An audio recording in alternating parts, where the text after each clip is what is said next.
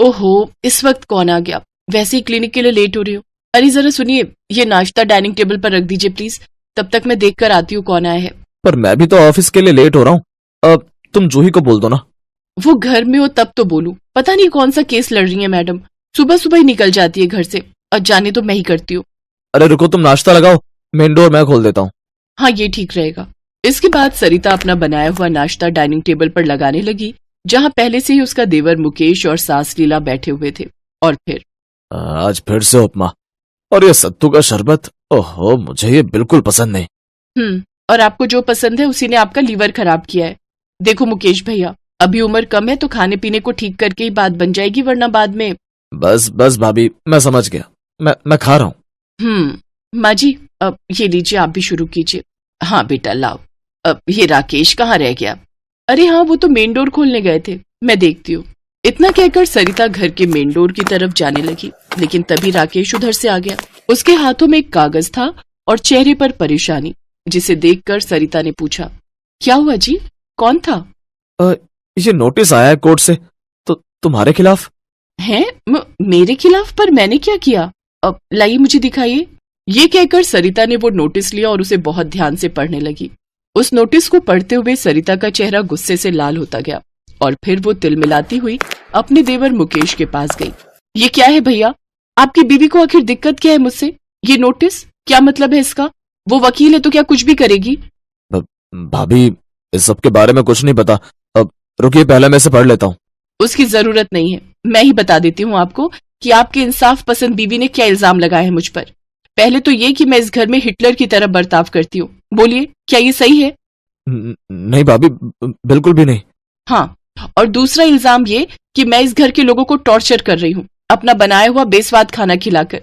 माँ जी आप बताइए, मैं क्या गलत करती हूँ? मैं एक डॉक्टर हूँ, इसलिए अच्छे से समझती हूँ कि इस घर में किसको क्या खाना चाहिए। सारा दिन क्लिनिक में ऐसे ऐसे पेशेंट्स देखती हूँ कि मन घबरा जाता है मेरा। मैं तभी तो ओहो, इतना परेशान मत हो बेटा। अब जूही तुमसे छोटी है, देवरानी है तुम्हारी, नादान है, उसे घर आने तो मैं बात करती हूँ उससे। रहने दीजिए माँ जी, आपकी छोटी बहू बात करने में नहीं बल्कि सीधा कोर्ट में जिरह करना जानती है, तो फिर ठीक है। इस बार मैं भी उसे उसी की भाषा में जवाब दूंगी। सुनिए, कल हम कोर्ट जाएंगे और आप सब मेरी तरफ से बोलेंगे, ठीक है ना? लेकिन सरिता, इस सब की जरूरत नहीं है। बिल्कुल जरूरत है। अब बात मेरे आत्मसम्मान की है, जिसे मैं कोर्ट से जीत कर ही लौटूंगी। तो इस तरह देवरानी जेठानी के बीच आर पार की लड़ाई छिड़ गई। असल में सरिता पेशे से एक डॉक्टर थी, दूसरी तरफ उसकी नई नवेली देवरानी जूही, जो कि पेशे से एक वकील थी। उसे शुरू से ही बाहर के खाने का बहुत शौक था, साथ ही उसे किसी के सामने झुकना तो कतई बर्दाश्त नहीं था। असल में ये सब शुरू तब हुआ जब जूही ने शादी के बाद पहली बार सरिता के हाथों का बना खाना खाया। भाभी, ये लौकी ये कौन खाता है? और ये रोटी ये कितनी मोटी है? हाँ, क्योंकि ये मल्टीग्रेन आटे से बनी है और अभी गर्मियों के दिन है तो लौकी बेस्ट होती है। लेकिन भाभी, ये सब तो टेस्टलेस है, अब मैं तो ये नहीं खा सकती। मुझे लगा था कि मेरे स्वागत के लिए आपने कुछ चाइनीज बनाया होगा जो मुझे बहुत पसंद है। खैर कोई बात नहीं, मैं खुद ही बना लेती हूँ। रुको जूही, खाना बन चुका है और अब दोबारा कुछ नहीं बनेगा। तुम्हें पता है ना मुकेश भैया का? हाँ पता है, इनका लीवर फैटी है और ये बहुत कॉमन है आजकल। भाभी, इतना लोड लेने की जरूरत नहीं है। और वैसे भी आपकी तरह मैं भी इस घर की बहू हूँ और इस घर की रसोई पर मेरा भी उतना ही अधिकार है जितना कि आपका। ये कहकर जूही रसोई में गई और उसने अपनी पसंद का चाइनीज खाना बनाया और बस उसके बाद से ही दोनों बहुओं में हर रोज खाना बनाने को लेकर कहासुनी होने लगी। और अब जेठानी होने के नाते सरिता का पलड़ा भारी पड़ने लगा, तो जूही ने अलग पैतरा अपनाया और सरिता के नाम कोर्ट से नोटिस भिजवा दिया, जिसे एक चुनौती मानकर सरिता भी तैयार थी अपनी देवरानी को मुंह तोड़ जवाब देने के लिए। हाँ तो मिसेस सरिता, अब आप ही कोर्ट को बताइए कि आपको किसने हक दिया अपने ससुराल वालों को इस तरह टॉर्चर करने का? ऐसा आपको लगता है मैडम, मैं अपने घर वालों को टॉर्चर नहीं कर रही, बल्कि उनका बेहतर तरीके से ख्याल रख रही हूँ ताकि वो कभी बीमार न पड़े। लेकिन सरिता जी, आपका बनाया हुआ उपमा, ढोकला और वो सूखी इडली खा खा कर बेचारे घर वाले अपने टेस्ट बड्स ही खो चुके। उसका क्या? सच कहूं तो सबकी जीने की इच्छा ही खत्म कर दी आपने। शट अप, ये सरासर झूठ है। योर ऑनर, आप मेरी सास, मेरे पति और मेरे देवर को यहाँ बुलाकर पूछ लीजिए, फिर दूध का दूध और पानी का पानी हो जाएगा। इसके बाद राकेश, मुकेश और लीला को बारी बारी कटघरे में बुलाया गया, लेकिन नतीजा कुछ नहीं निकला, क्योंकि दोनों बहुओं में से किसी एक का पक्ष लेना किसी के भी बस की बात ही नहीं थी। और फिर उसी रात, माँ जी इतनी रात को क्या हुआ, सब ठीक तो है ना? बेटा वो मुकेश पिछले 4 घंटों से तड़प रहा है, उसके पेट में बहुत दर्द है। अरे तो मुझे पहले क्यों नहीं बताया?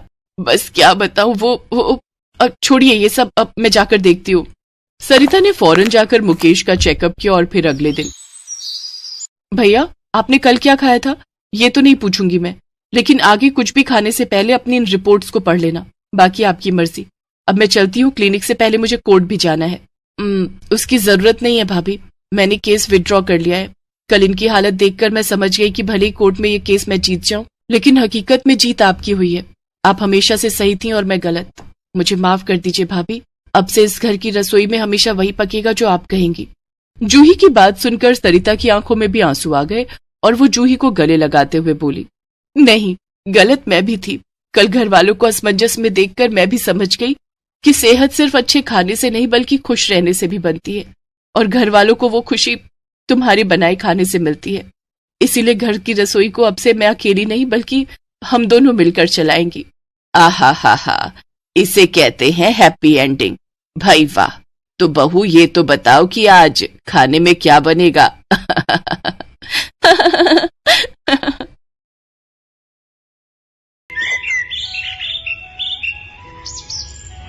लखनऊ शहर में रहने वाली उर्मिला के घर को देखकर तो सभी को लगता था कि उर्मिला की 5 उंगलियां घी में हैं, क्योंकि उसके घर में 5 सरकारी नौकरी वाली बहुएं जो थीं। उर्मिला की सबसे बड़ी बहू सीमा सरकारी डॉक्टर थी, दूसरे नंबर वाली पूजा पुलिस ऑफिसर, तीसरे नंबर वाली बहू नेहा कॉलेज में प्रोफेसर, चौथे नंबर वाली आरती बैंक में मैनेजर और सबसे छोटी बहू निशा सरकारी वकील। लेकिन कहते हैं ना, हर चमकती हुई चीज सोना नहीं होती। कुछ ऐसा ही हाल उर्मिला के घर का भी था। 5 बहुओं को अपनी अपनी सरकारी पोजीशन का घमंड था। भले ही उसकी बहुएं कितने भी बड़े सरकारी पद पर काम क्यों न करती हों, लेकिन घर में हमेशा अपनी अपनी सरकारी पोजीशन को लेकर आपस में लड़ती रहती थी और एक दूसरे को नीचा दिखाती रहती थी, जिससे उर्मिला काफी परेशान थी। पूजा, तुम अपनी पुलिसगिरी का रुआब मत दिखाओ। मैं भी एक सरकारी डॉक्टर हूँ, उम्र में तुमसे बड़ी हूँ। तो क्या हुआ अगर आप मुझसे उम्र में बड़ी हैं? इसका मतलब ये थोड़ी ना कि आप मुझे हमेशा कुछ न कुछ काम देती रहेंगी। पूजा भाभी, आज सीमा दीदी ने आपको काम दे दिया तो आप चिल्लाने लगी, और जब आप मुझे अपना काम देती हो उसका क्या?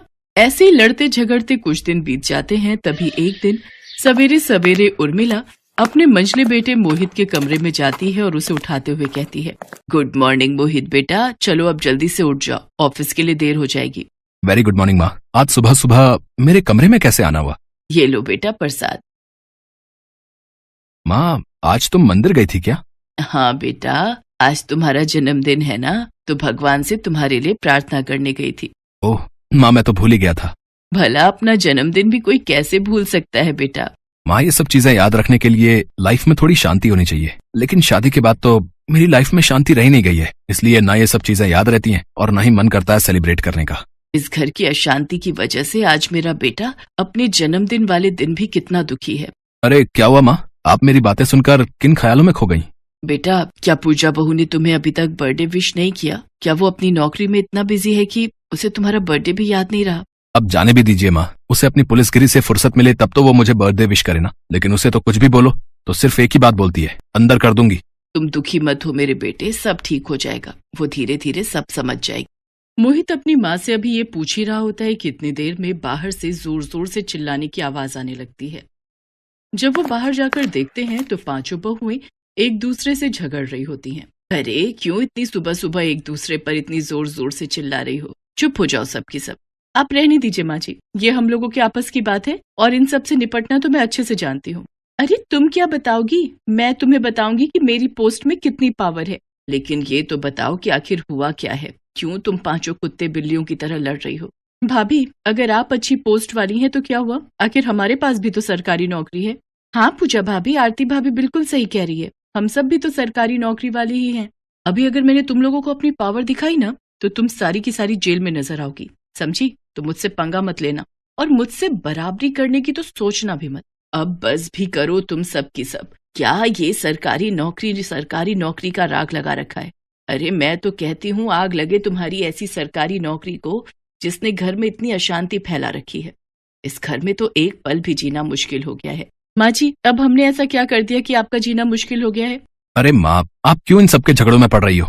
लड़ने दो इन्हें आपस में जितना लड़ना है। इनके पीछे आप क्यों अपना खून जला रही हो? हाँ, आपको इन सब बातों से क्या? कोई आपकी बीवी की कितनी भी बेइज्जती करे, आपको कोई फर्क थोड़ी ना पड़ता है। फर्क तो तुम्हें भी मेरी किसी चीज से नहीं पड़ता। खैर छोड़ो, सुबह सुबह तुमसे बात करके मैं अपना दिन खराब नहीं करना चाहता। अब ऐसा क्या खास है आज के दिन में? और मेरा मूड वैसे भी बहुत खराब है, तो तुम मुझसे बात ना करो तो ही तुम्हारे लिए बेहतर होगा। अरे भाभी, आप जेठ जी से क्यों लड़ रही हो? कम से कम अपनी पुलिसगिरी जेठ जी पर तो मत झाड़िए। नेहा, तुम तो चुप ही रहो। तुम अपना ये लेक्चर अपने कॉलेज में देना, वहाँ काम आएगा। मुझे तुम्हारे इस लेक्चर की कोई जरूरत नहीं। क्यों भाभी, सच बात आपसे बर्दाश्त नहीं हो रही क्या? हाँ, पर वैसे भी पुलिस वालों को सच कहाँ बर्दाश्त होता है। बिल्कुल सही कहा नेहा तुमने। शायद इसीलिए सब लोग पुलिस वालों को घूसखोर और लुटेरे कहते हैं और उनकी पीठ पीछे तो ना जाने कितनी गालियां देते हैं, लेकिन एक डॉक्टर को हमेशा इज्जत और दुआएं देते हैं। हम डॉक्टरों को तो लोग भगवान का दूसरा रूप मानते हैं। बिल्कुल सही कहा भाभी आपने। मैंने भी पुलिस वालों के बारे में यही सब सुना है। इन लोगों की तो कोई इज्जत ही नहीं होती। भले ही सामने सब डरते हो, लेकिन उनकी पीठ पीछे तो सब गालियां ही देते हैं। हाँ, मैंने भी यही सब सुना है। अब चुप भी रहो तुम सब की सब। तुम सबको तो मैं देख लूंगी। हाँ, हम भी देख लेंगे। आपसे डरते हैं क्या हम लोग? हाँ, हमसे पंगा लेने की सोचना भी मत। इतना कहकर पांचों अपने अपने काम के लिए निकल जाती हैं और मोहित भी गुस्से में ऑफिस चला जाता है। और फिर इसके बाद उर्मिला सर पर हाथ रखकर बैठ जाती है। अब वो अपनी बहुओं की रोज रोज की इस लड़ाई से तंग आ चुकी थी। इन्हीं सब के कारण वो अपने पड़ोसियों से नजर तक नहीं मिला पाती थी, लेकिन फिर भी वो कभी अपने पड़ोसियों से अपनी बहुओं की बुराई नहीं करती थी, बल्कि उनकी तारीफों के पुल ही बांधा करती थी। ऐसे ही कुछ दिन और बीत जाते हैं। फिर एक दिन उर्मिला अपनी सभी बहुओं को बुलाकर उनसे कहती है, सुनो बहुओं, गांव से फोन आया था कि तुम्हारी दादी सास की तबीयत बहुत खराब है और वो तुम सबसे मिलना चाहती हैं। इसीलिए तुम सब अपने कामों से छुट्टी ले लो, हमें कल ही गांव के लिए निकलना होगा। ये आप क्या बोल रही हैं माँ जी? आप तो जानती हैं हम पुलिस वालों के लिए कोई छुट्टी नहीं होती, और गांव जाना मतलब 2-3 दिन की छुट्टी। ना बाबा ना, मेरा जाना तो मुश्किल है। आप इन सबको ले जाइए। हाँ, जैसे कि हमारा काम तो इम्पोर्टेंट नहीं है ना। अब कुछ ही दिनों में कॉलेज में पेपर शुरू होने वाले हैं, तो मुझे भी छुट्टी नहीं मिलेगी। आप एक काम करिए, सीमा दीदी को ले जाइए, वो तो एक डॉक्टर भी है। नेहा, तुम मुझे क्यों फंसा रही हो? गांव में और भी तो डॉक्टर होंगे, वो दादी माँ को देख लेंगे। मुझे यहाँ मेरे पेशेंट भी तो संभालने हैं, और वैसे भी मेरे सीनियर डॉक्टर मीटिंग के लिए आ रहे हैं, तो मैं छुट्टी नहीं ले सकती। आप आरती को ले जाओ। हाँ, जैसे कि मेरे बैंक में तो काम होता ही नहीं है। मार्च महीना है और क्लोजिंग का समय है, तो बहुत काम है। आप एक काम करिए, निशा को ले जाइए। क्यों, मैं क्या फालतू नजर आती हूँ? सबसे छोटी हूँ, इसका मतलब ये थोड़ी है कि आप सब मुझ पर अपना हुक्म चलाएंगी। तुम सबकी सब माँ जी के साथ नहीं जा सकती, इसलिए मुझे आगे कर रही हो, और वो भी गाँव। ना बाबा ना। इसके बाद उर्मिला की बहुएं बिना उसका जवाब सुने ही वहां से चली जाती है। उर्मिला को उनके टाल मटोल देखकर बहुत तकलीफ होती है। कहने को तो उसकी 5 बहुएं होती हैं, लेकिन उसकी बात सुनने वाला या उसका कहना मानने वाला उस घर में कोई नहीं था। फिर अगले दिन उर्मिला अपनी बहुओं के बारे में सोफे पर बैठी सोच ही रही होती है कि तभी उसका बेटा मोहित ऑफिस से घर आता है और अपनी उदास माँ को देखकर कहता है, माँ, क्या हुआ आपको? आप इतना उदास क्यों हैं? बेटा, तुम्हारी दादी की तबीयत बहुत खराब है और वो अपने 5 पोता बहुओं से मिलना चाहती हैं। तो माँ, इसमें परेशान होने वाली क्या बात है? कल ही हम सबके सब गाँव चलेंगे। बेटा, क्या मुंह लेकर जाऊं मैं? 5 ने अपनी सरकारी नौकरी का रौब दिखाते हुए एक झटके में मना कर दिया।